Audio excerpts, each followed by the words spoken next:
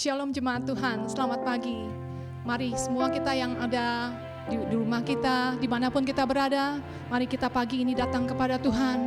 Kita mau menyembah Allah yang hidup, Allah yang baik, Allah yang sangat baik. Thank you Lord Jesus. Thank you Lord God. Hallelujah. Oh Jesus, you are so good Lord.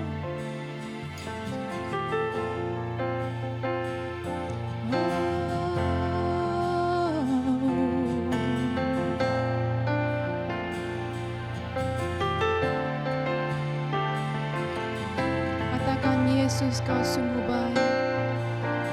Yesus, kau sungguh baik. Yesus, namamu indah. Yesus, ku cinta kau selalu. Ku tinggikan, ku agungkan selamanya. Yesus, kau sungguh baik. Yesus, namamu indah. Yesus, ku cinta kau selalu. Ku tinggikan, ku agungkan selamanya. Ku mau memujimu, ku selalu pujimu. Ku mau menyembahmu, ku selalu sembahmu. Kau yang layak terima semua pujian, kemuliaan hanya bagi Tuhan. Kemuliaan bagi Allah kita. Oh, thank you Lord.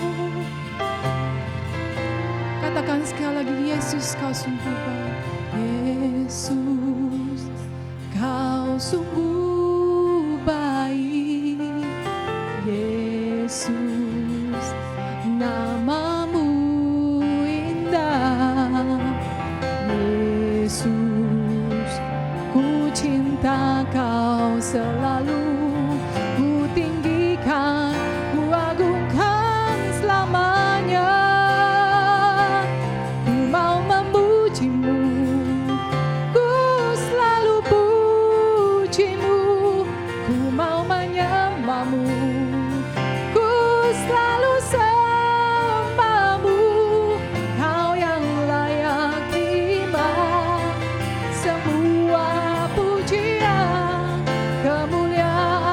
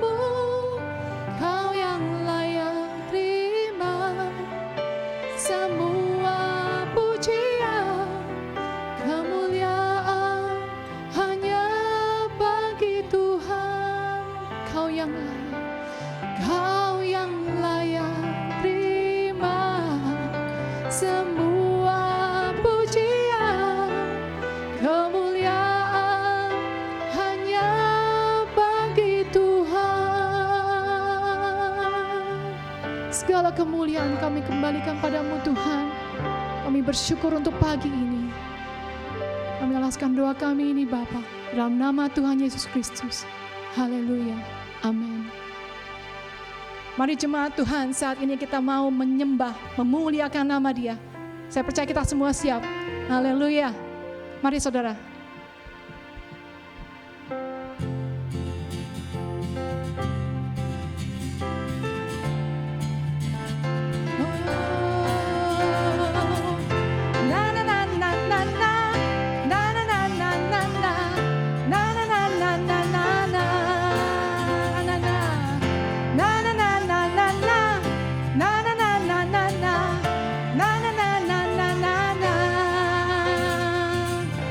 Haleluya, ku memuji-Mu Tuhan, karena kasih-Mu tak berkesudahan.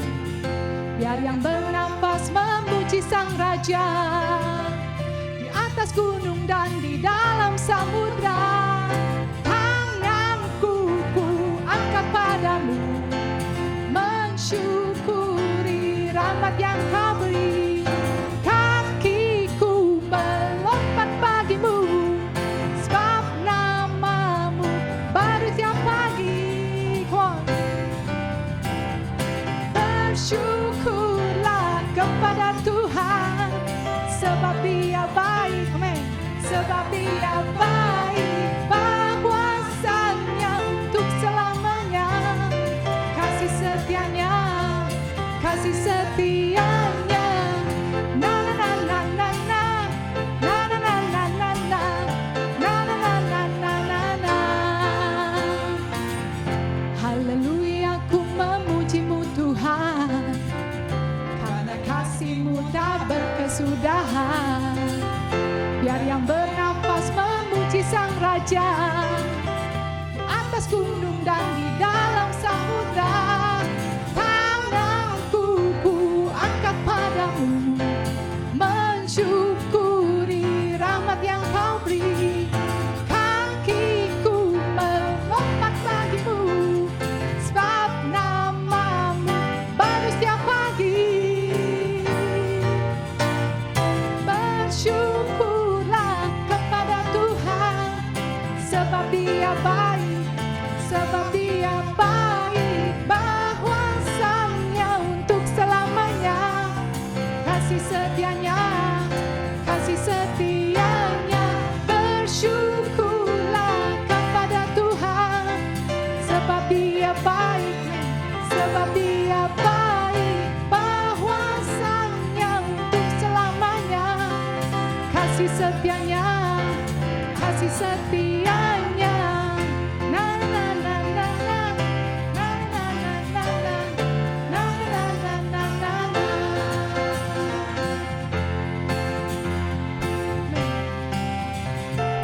Katakan, tanganku ku angkat, tanganku ku angkat padamu, mensyukuri rahmat yang Kau beri. Kakiku melompat bagimu, sebab namamu baru setiap pagi. Bersyukurlah kepada Tuhan, sebab Dia baik, sebab Dia baik, bahwasanya untuk selamanya. Kasih setianya, kasih setianya. Bersyukurlah kepada Tuhan, sebab Dia baik, sebab Dia baik, bahwasanya untuk selamanya. Kasih setianya, kasih setianya. Na na na na na na, na na na na na na, na na na na na na na. Na na na na na na, na na na na na na, na na na na na na na. Haleluya. Thank you Lord, terima kasih Bapa.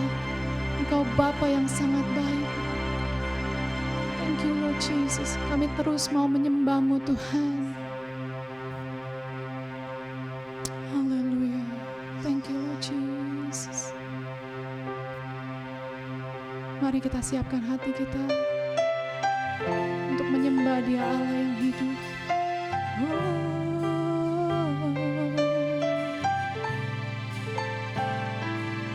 Kami bersyukur Tuhan. Terima kasih Yesus.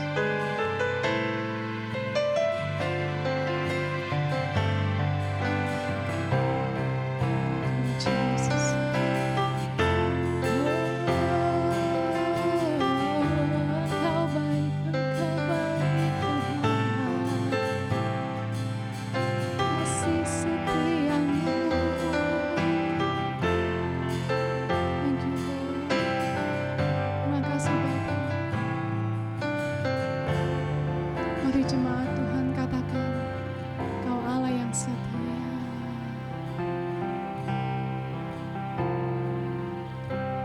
Kau Allah yang setia, Bapa yang mulia, kasih-Mu besar Tuhan. Pulihkan hidupku,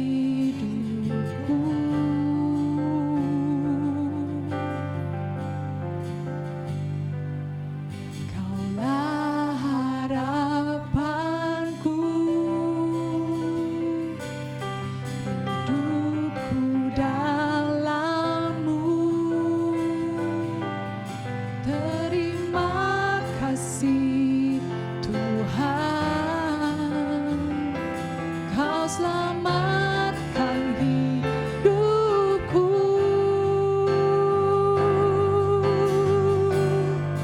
Dengan apa kan ku balas segala kebaikan-Mu? Segenap hatiku menyembah-Mu, Yesus. Ku bersyukur padamu selamanya.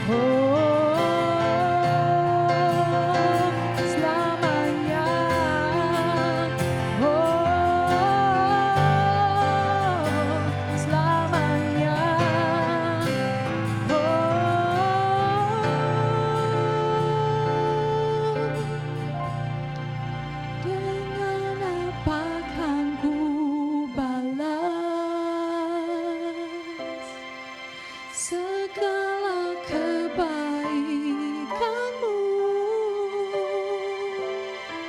Segenap hatiku menyembah-Mu, Yesus.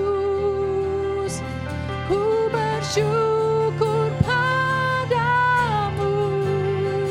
Dengan apa kan ku balas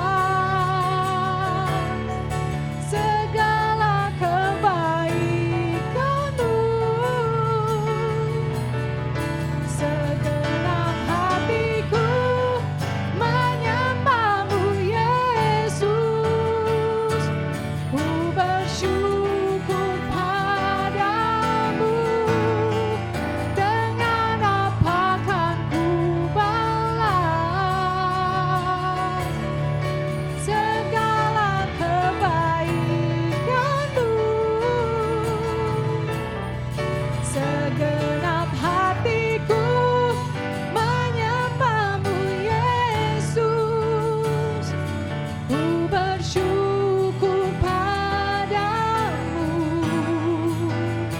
selamanya.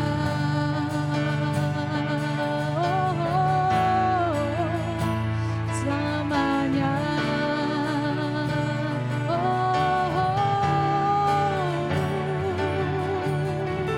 Selamanya Tuhan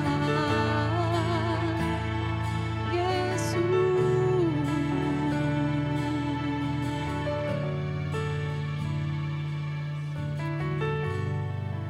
Haleluya.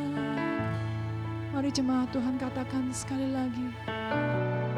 Dengan apa akan kami balas kebaikan-Mu, Tuhan?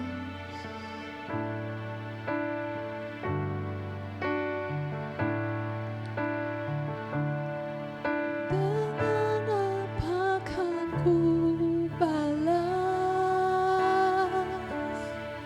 segala kebaikan-Mu. Segenap hatiku menyembah-Mu, Yesus. Ku bersyukur padamu. Dengan apa? Dengan apa kan ku balas segala kebaikan-Mu. Segenap hatiku menyembah-Mu, Yesus. Ku bersyukur padamu selamanya. Segala pujian kemuliaan kami kembalikan padamu, Tuhan. Haleluya.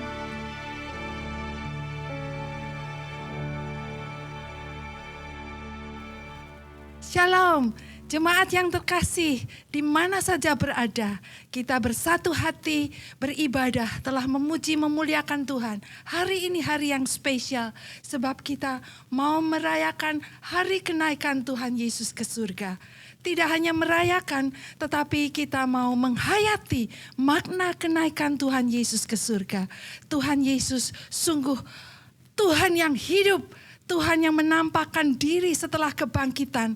Kemudian pada hari yang ke-40 dia naik ke surga. Kita akan merayakannya hari ini dengan penuh sukacita. Mari kita berdoa lebih dahulu.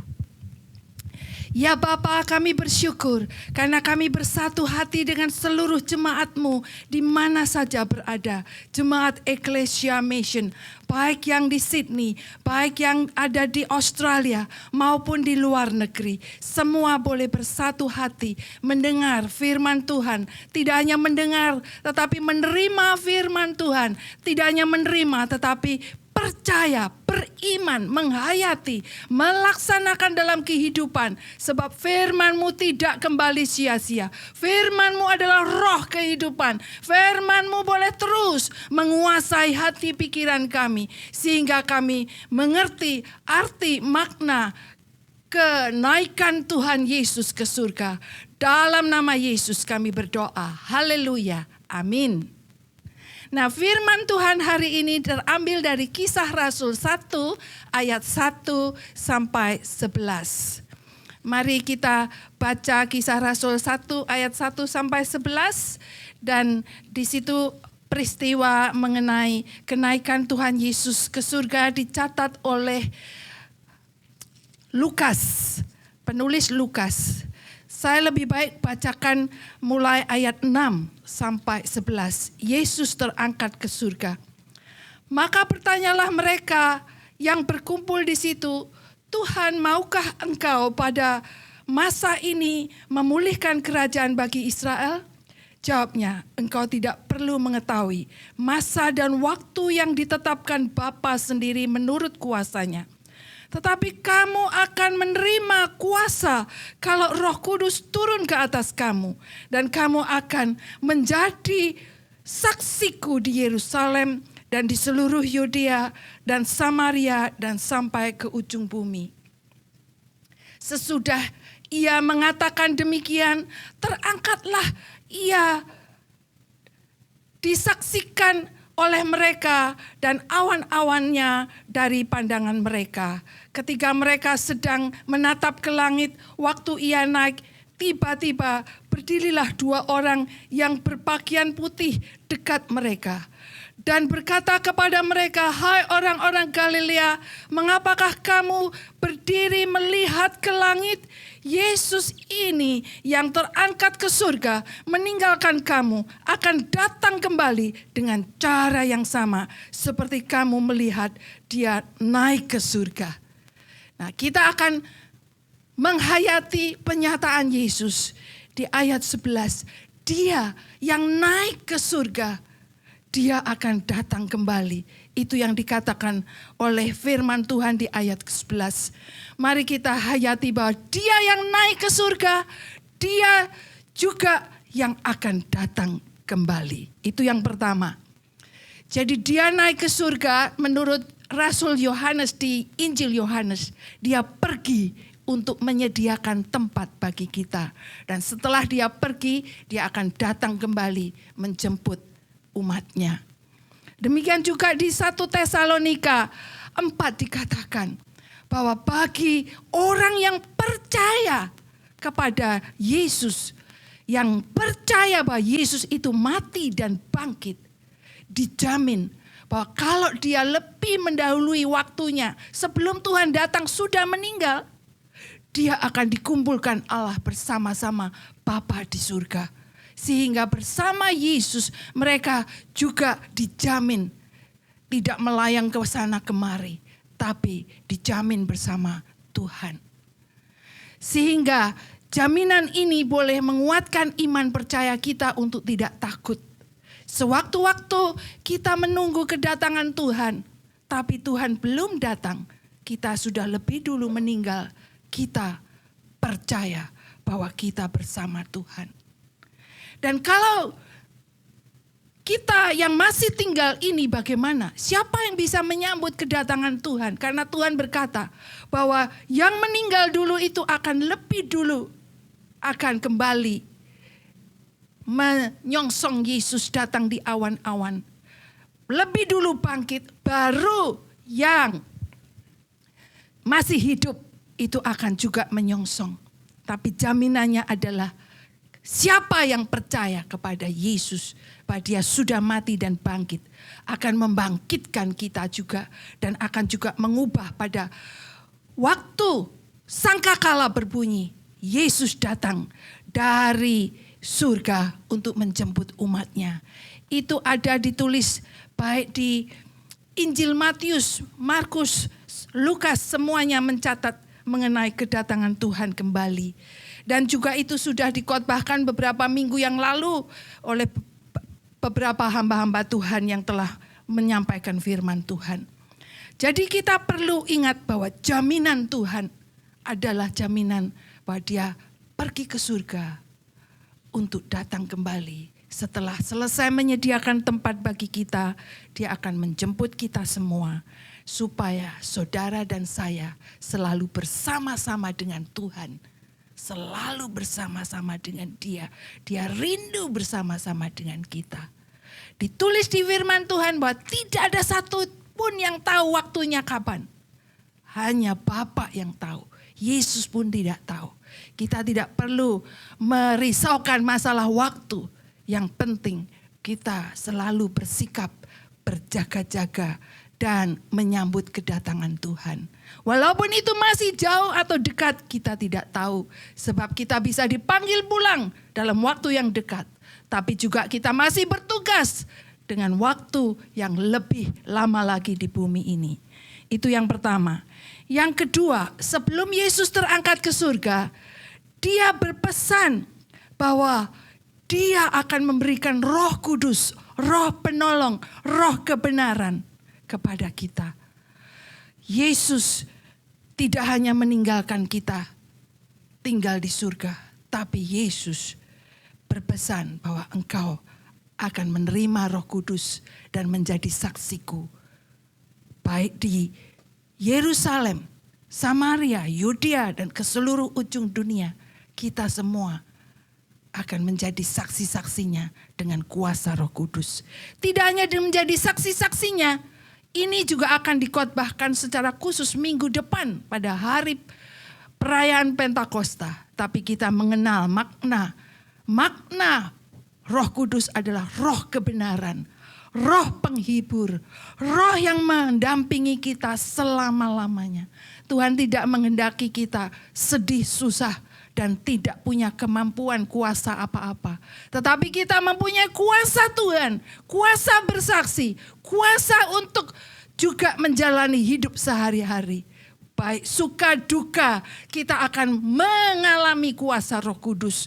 Kuasa yang menolong kita, kuasa yang menghibur kita, kuasa juga yang menopang hidup kita. Ingat Yesus berpesan, aku tidak meninggalkan kamu yatim piatu. Tidak seperti anak yang ditinggalkan begitu saja oleh orang tuanya. Ada banyak yatim piatu yang sedih, menderita. Tapi Tuhan tahu penderitaan itu dirasakan oleh Tuhan Yesus. Sudah ditanggung oleh Tuhan Yesus. Maka waktu Yesus berkata, Eli, Eli lama sabatani. Ya Bapa, mengapa engkau meninggalkan aku? Itu dirasakan oleh Yesus. Maka Yesus sebelum naik ke surga berpesan, aku tidak akan meninggalkan kamu yatim piatu. Aku akan meminta kepada Bapa. Janji Bapa yaitu Roh Kudus, Roh penolong. Alami itu. Ini pun sudah dikhotbahkan beberapa minggu yang lalu oleh hamba-hamba Tuhan sebelumnya. Sehingga kita boleh hidup dengan Roh Kudus. Setiap hari dalam hidup sehari-hari kita mengalami pengalaman dengan Roh Kudus. Ketika kita lemah, kita dikuatkan. Ketika kita susah, kita dihiburkan. Khususnya Roh Kudus itu dialami kalau kita merenungkan firman Tuhan.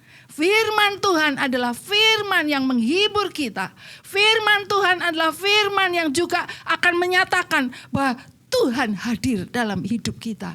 Firman itu juga akan membuat kita tidak haus dan lapar, tapi dipuaskan dengan firman-Nya, yaitu yang menguatkan iman kita.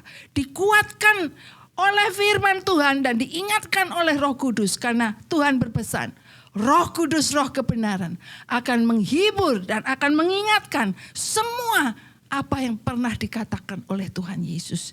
Maka jemaat, marilah kita dalam hidup kita ini semakin hidup dengan firman Tuhan. Semakin hidup dengan Roh Kudus. Dan firman itu bukan menjadi satu bacaan begitu saja, tapi satu kehidupan, satu rema yang sungguh-sungguh akan menopang hidup sehari-hari.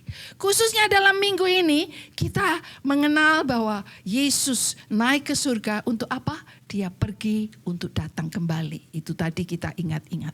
Dia pergi, dia untuk memberikan rohnya. Supaya rohnya bekerja di seluruh dunia. Omnipresent. Tidak terbatas satu tempat. Waktu Yesus di dunia terbatas satu tempat. Tapi dengan Roh Kudus tidak terbatas oleh waktu dan tempat. Di mana saja, kapan saja kita boleh merasakan hadirat Tuhan Yesus. Ya, jelas itu. Yang pertama, Yesus naik ke surga, dia akan datang kembali. Sudahkah kita selalu waspada, berjaga berdoa bahwa Yesus akan menjemput kita. Pernah saya renungkan juga bahwa kalau orang tua menjemput anaknya, orang tua itu akan benar-benar looking forward ketemu anaknya. Begitu juga kita, saya pikir Tuhan nanti Tuhan jemput. Kapan? Itu Roh Kudus akan memberitahu. Itu hal pertama. Kedua, hal yang ketiga, kita akan menghayati bahwa Yesus naik ke surga. Ada di mana? Surga itu tempat di mana Bapa dan Yesus berada. Dan khususnya dia duduk di sebelah kanan Allah Bapa. Yesus duduk di sebelah kanan Allah Bapa. Yesus berarti bertahta, duduk di tahta di sebelah kanan Allah Bapa. Yesus itu sungguh-sungguh mau menyatakan seperti waktu dia mau terangkat ke surga. Segala kuasa di surga, di bumi sudah diserahkan kepada Yesus. Maka Yesus duduk di sebelah kanan Allah Bapa, artinya dia duduk di tahta, memegang kekuasaan di surga dan di bumi.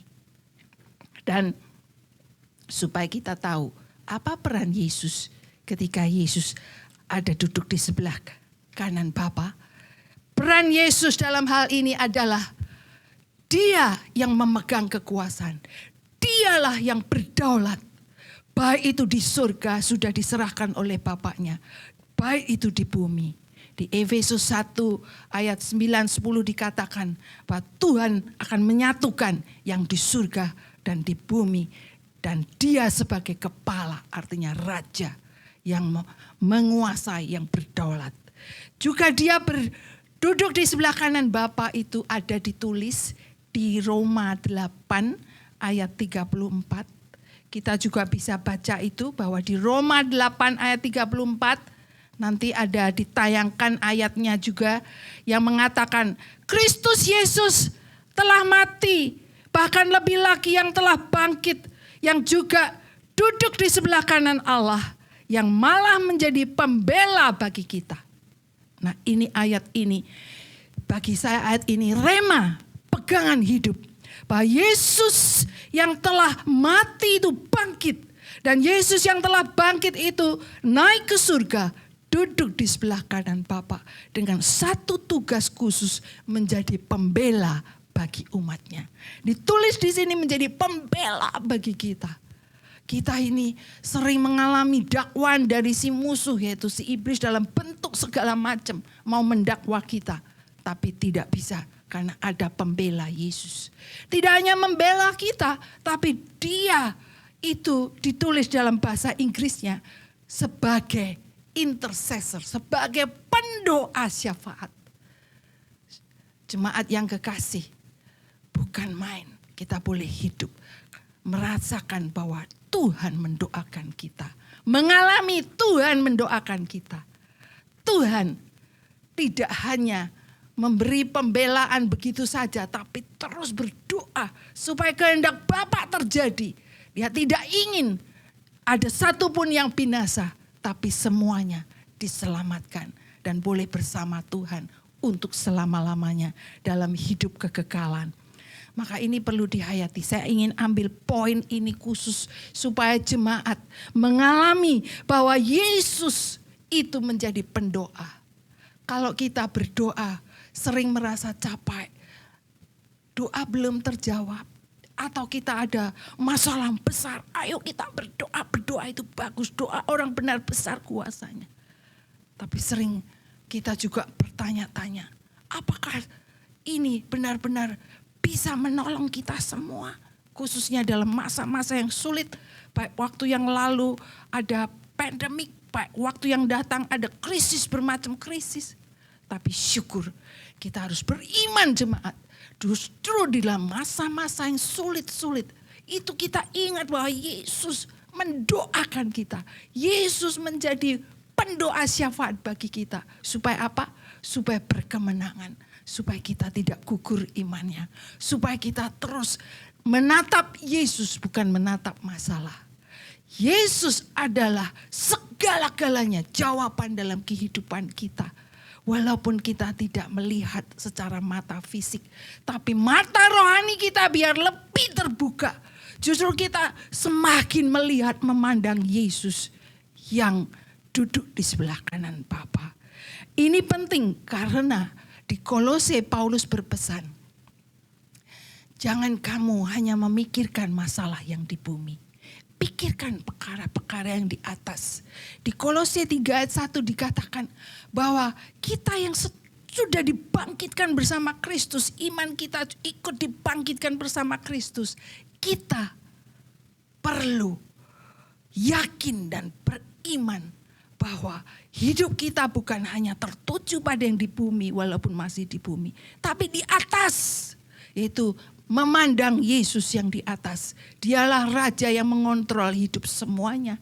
Jadi mengatasi bumi, bukan ditekan oleh keadaan bumi, tapi mengatasi bumi. Di mana dikatakan di situ hidupmu telah tersembunyi di dalam Kristus. Saya akan bacakan ini, bagus sekali.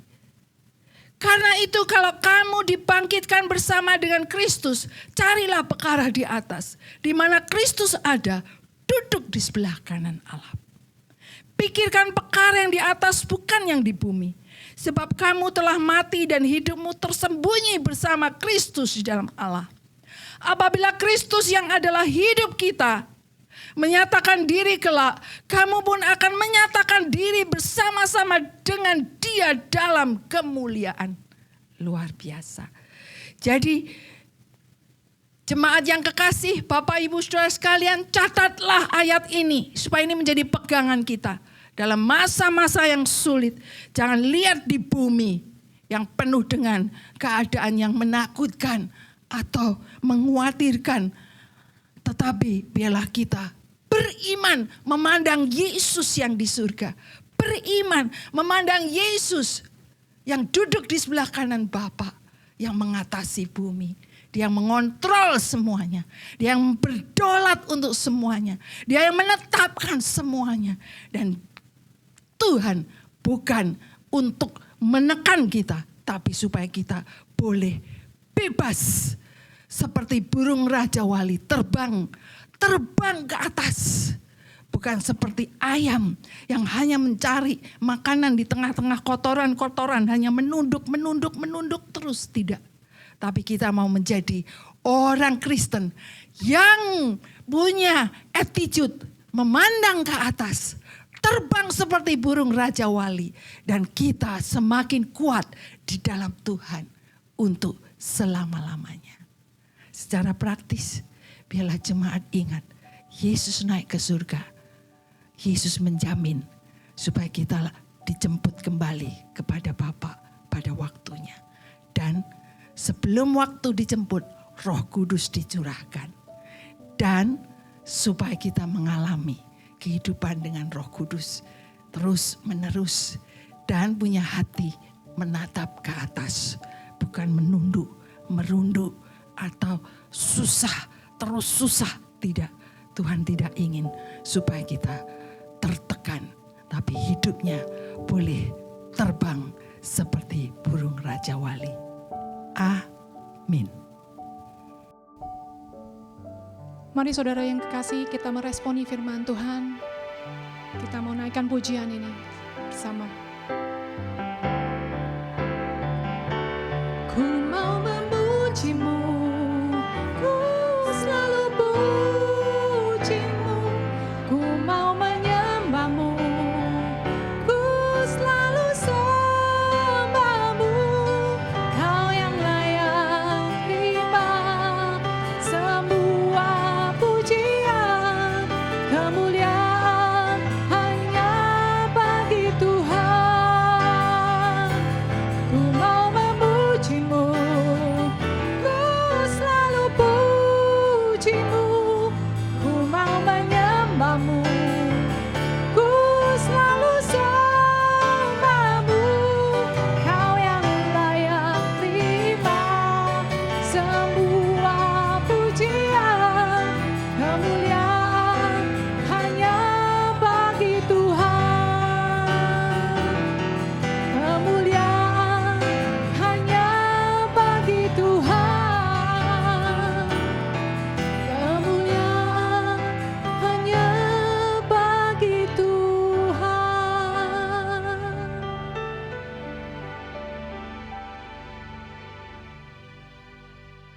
Tiba saatnya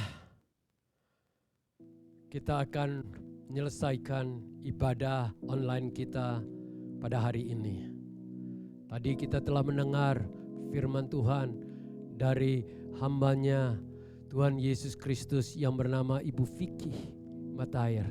Tentu ia telah menyampaikan pesan-pesan arti dari kenaikan Tuhan Yesus ke surga. Berarti Tuhan Yesus sesungguhnya hanya satu pribadi yang naik ke sorga, disaksikan oleh murid-muridnya dan banyak orang yang lain. Saudara-saudara, saya rindu mendoakan agar kita makin teguh iman percaya kita kepada Tuhan Yesus, bahwa ia datang dari sorga dan ia kembali ke sorga. Saudara-saudara, mari saat ini siapkan hati kita untuk menerima berkat. Berkat kebaikan Tuhan tercurah dalam hidup saudara dan saya. Mari angkat tanganmu dan terimalah berkat. Berkat kebaikan Tuhan. Berkat kemurahan Tuhan. Berkat kekuatan dari Tuhan. Berkat perlindungan dari Tuhan. Dijauhkan engkau dari mara bahaya. Berkat keberhasilan dalam semua langkah hidupmu menyertai hidupmu. Turunlah Tuhan, kuasa kasih-Mu di dalam hidup anak-anak-Mu. Sehingga setiap anak-anak-Mu makin teguh di dalam pengikutan kepadamu. Tidak tergoyahkan iman. Karena Tuhan Yesus ke sorga. Dan kami orang-orang percaya pun satu waktu akan ke sorga. Biarlah Engkau memberkati iman satu demi satu. Sehingga perjalanan hidup kita makin hari makin kuat di dalam Engkau. Terimalah Tuhan semua doa dan permohonan kami. Di dalam nama Bapa, Putra, dan Roh Kudus yang selalu menyertai dan yang selalu menolong kami. Karena minggu depan kami akan dengar berita tentang tercurahnya Roh Kudus di dalam hidup kita semua. Dalam nama Tuhan Yesus Kristus. Semua yang percaya sama-sama katakan amin.